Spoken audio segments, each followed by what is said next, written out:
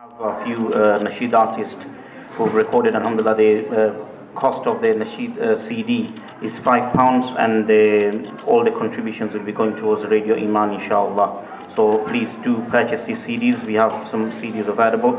Jazakumullahu khairan. And I now request, before we go into the next program, inshallah, I just want to remind everyone that we have made arrangements for salah facilities.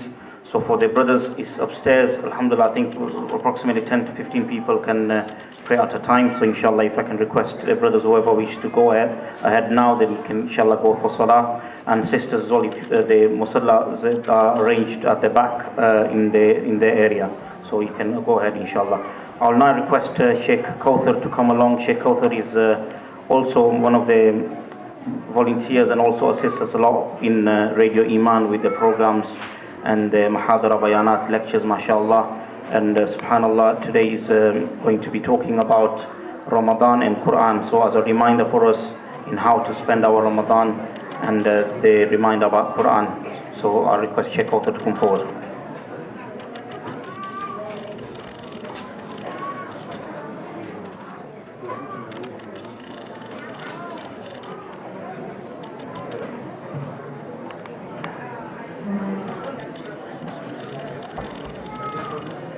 بسم الله الرحمن الرحيم نحمد ونصلي على رسول الكريم أما بعد قال الله تعالى في القرآن المجيد أعوذ بالله من الشيطان الرجيم بسم الله الرحمن الرحيم يا أيها الذين آمنوا كتب عليكم الصيام كما كتب على الذين من قبلكم لعلكم تتقون صدق الله العظيم قال رسول الله صلى الله عليه وسلم المرء مع من أحب أو كما قال عليه الصلاة والسلام.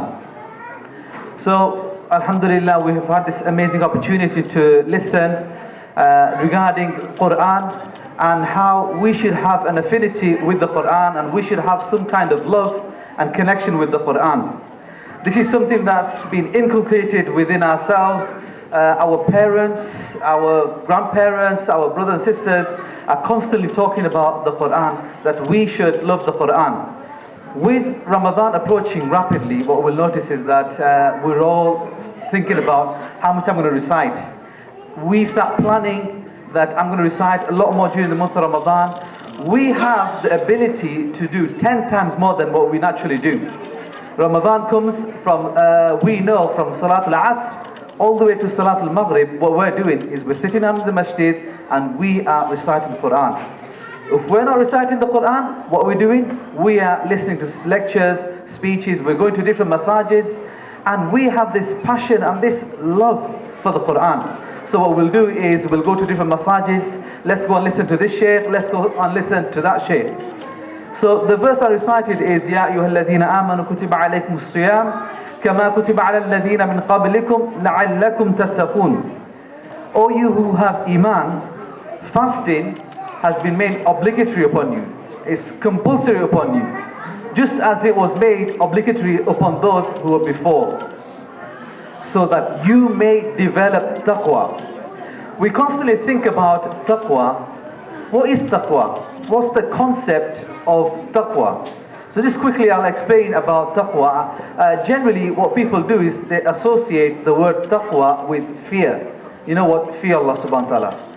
Thinking about, oh, what am I, do I fear Allah subhanahu wa ta'ala? If so, subhanallah. I feel like that if you just associate it with the word fear, you're doing injustice upon this beautiful word, and how Allah subhanahu wa ta'ala has used this particular word in this sentence, in this verse.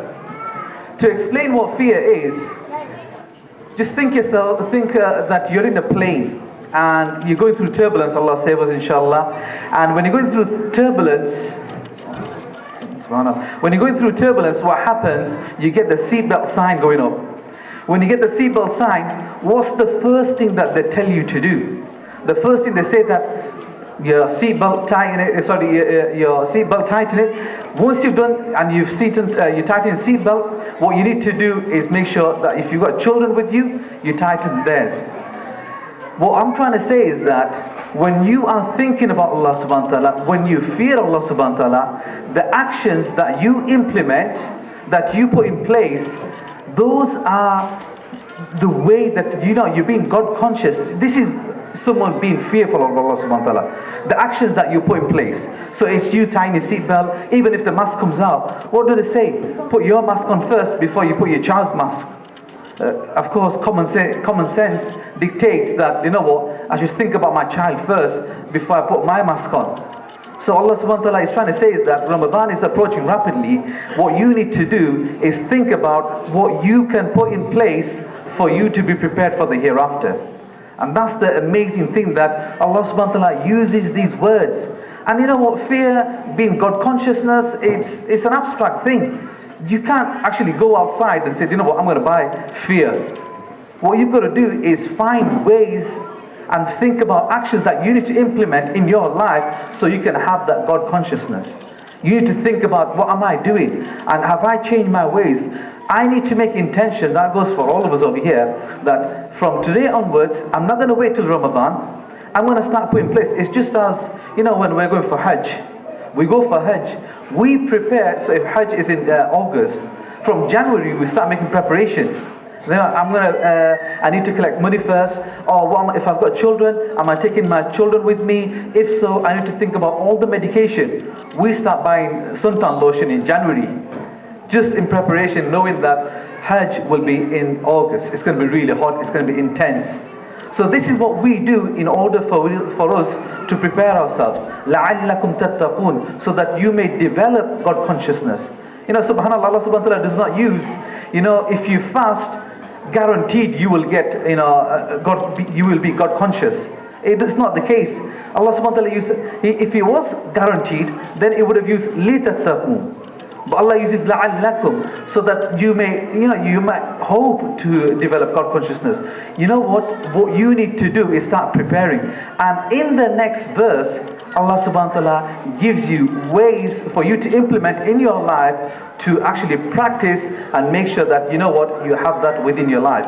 The next verse we have is, of course, شهر رمضان الذي أنزل فيه القرآن هدى للناس وبينات من الهدى والفرقان. And this is a beautiful verse, subhanAllah. This verse, Allah subhanahu wa ta'ala introduces Shahru Ramadan. Ramadan approaching rapidly. Allah starts talking about Ramadan.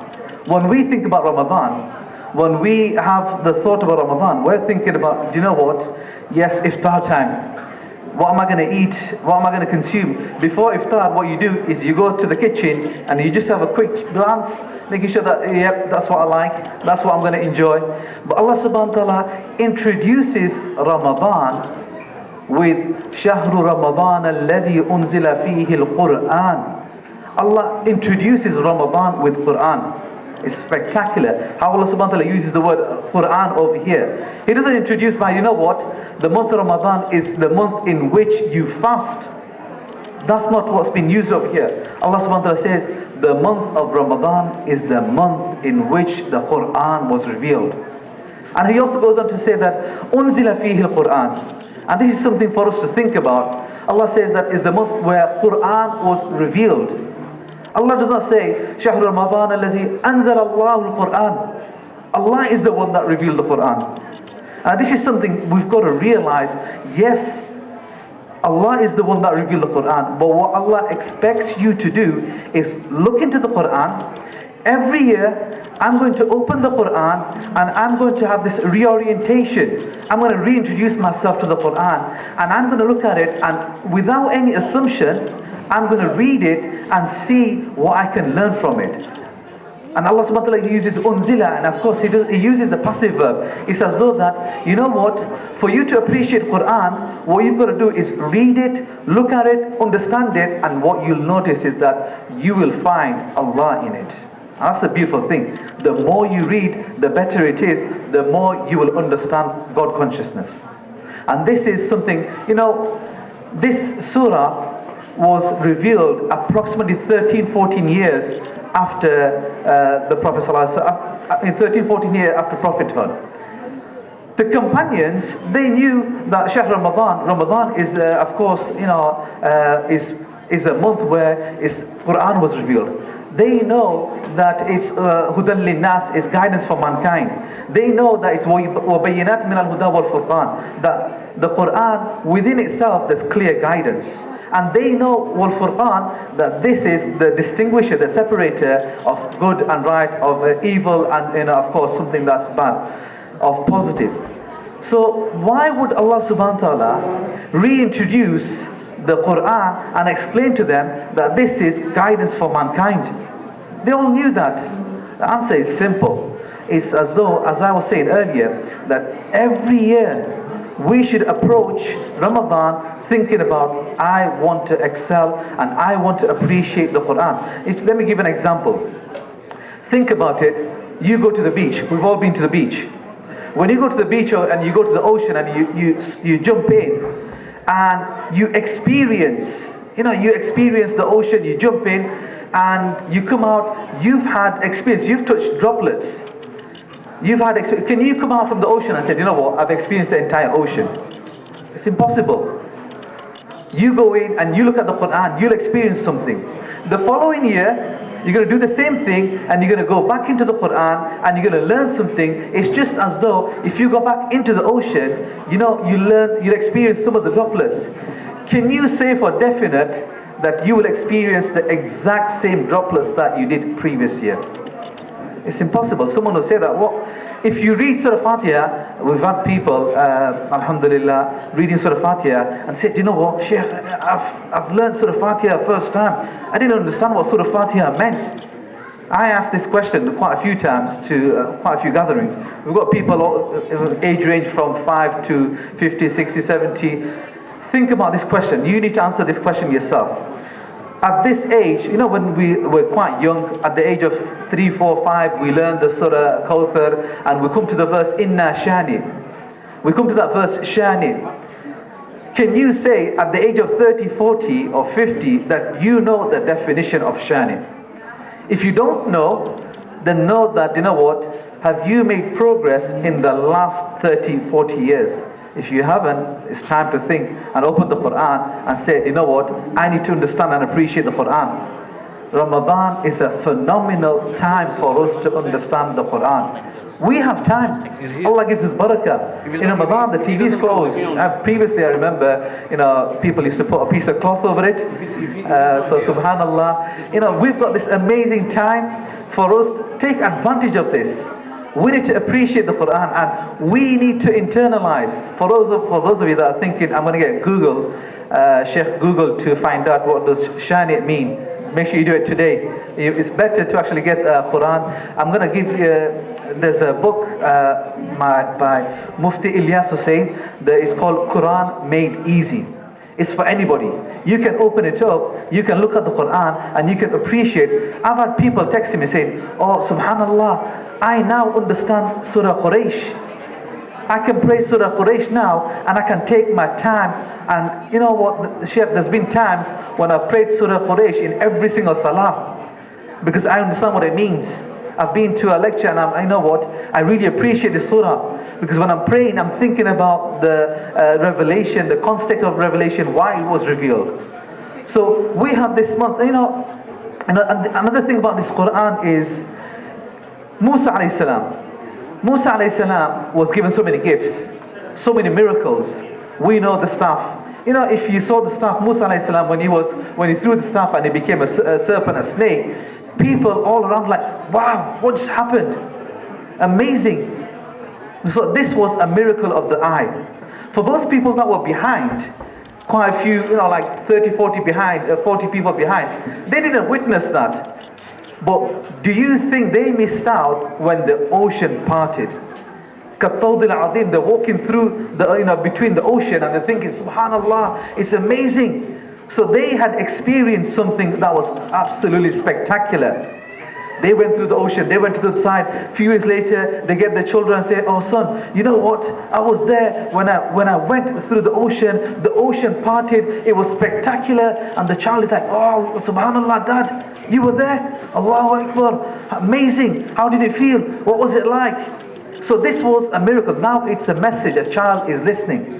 Fast forward 15 years, you get your child and say, oh son, come here. Let me tell you something. I was there when the ocean, dad, is that the same story again? I've heard it a million times, dad. What you'll notice is that miracle originally where a person witnessed it, now it's become a story.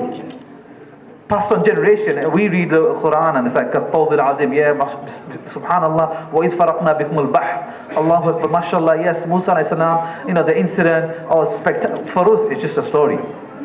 But the thing about Qur'an, and this is what we've got to understand and appreciate, the Qur'an, every time I look at it, I'm talking about my personal experience now, and I look at it and I learn more, I'm thinking, subhanallah, I didn't know this, oh, this is amazing.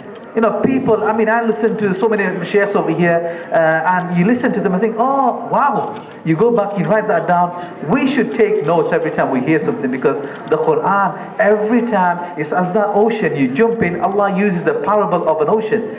Every time you jump in, the next time you'll notice, you'll experience something totally different. And that's what it is, Hudan Linnas. And you know what? This Qur'an, it's, guidance for humanity. Linnas. Allah did not say lil mu'mineen or lil muslimin. This Quran is guidance for Muslims or mu'mins. No, He uses for mankind. What we should be doing in the month of Ramadan is approaching even non-Muslims and speaking to them about the beautiful words of the Quran. We become more introverted. We're going to be shy, and I'm not going to go and speak to anybody. I'm going to be in seclusion. I'm not going to speak to anybody about this Quran. What we need to do is, subhanallah, is think about how I can enhance and how I can help. Just as the way you put your seatbelt on, and then you look at your child and you make sure that they've got the seatbelt on. If you've got your mask on, then you look at your child. Has he got? We should be looking at our children first. Allah subhanahu wa ta'ala is saying, think about it yourself. Improve, enhance yourself. We have technology. You've got iPad, you've got Samsung, whichever one you look at. Every so often, you look at updates. You get a message saying update. And does it allow you to download apps after a few weeks? It says no. This app will not be able to download because you have not updated your phone. So why don't we update ourselves when we're looking at the Quran? What we should be doing is, today I'm going to find out the meaning of Inna Shani. I bet you're thinking, please tell us. For those of us that don't know, Inna Shani'aka huwa al-abtar. Again, I'm not going to share that with you. You need to go and find out yourself. But it's something for us to be, conscious of. That do I actually love the Quran? When my child prays the Quran, oh, pray properly, pray loud, pray clearly. I want to be able to hear it from kitchen. This is what we do. And we say, constantly pray. We wake up at Fajr time. We make our children pray Quran. They're in his class. We say, oh, pray loud. I'm praying as well. I'm going to watch you pray. We work so hard for our children. Yet when it comes to ourselves, I'll pray afterwards. We're all the same. If we want our children to enhance and be better, we've got to do the same. A child, I look at my children and see, they've got this love for gadgets. It's my fault. I need to make sure that I pray more Quran, and I say, look, let's pray Quran, let's pray Salah. Once we pray Quran, once we pray Salah, okay, that's fine. So this is something that we need to do and make changes, subhanallah. I'm going to go quickly to the next verse, and the next verse is وَإِذَا سَأَلَكَ عِبَادِي عَنِّي فَإِنِّي قَرِيبٌ. Absolutely spectacular. And look at these verses, they're actually mind-blowing. You've got to open the Quran. Why Allah subhanahu wa ta'ala uses these verses? وَإِذَا سَأَلَكَ. And when my servant, there's something coming up over here. So I'm going to finish off here. This is a beautiful verse over here. I'm going to finish off with this verse. وَإِذَا سَأَلَكَ عِبَادِي عَنِّي فَإِنِّي قَرِيبٌ. When my servant asks you about me, verily I am close. Allah subhanahu wa ta'ala uses وَإِذَا and when. It's as though that, guaranteed we will ask Allah subhanahu wa ta'ala. A child, he goes to school, he's memorizing the Quran. The mother said, when you learn 15 siparas, I will give you a gift. Does the mother or father say, if you learn 15 siparas? They say when? Because we have so much, we're determined and we have so much confidence that my child will memorize the Quran. He's going to memorize 15 siparas. When he memorizes, when he memorizes, I'm going to give you a gift, a PS4. وَإِذَا سَأَلَكَ. When Allah subhanahu wa ta'ala uses the word when my servant سَأَلَكَ, Allah uses the past tense. It's as though that person's already asked. He doesn't say yes aluka.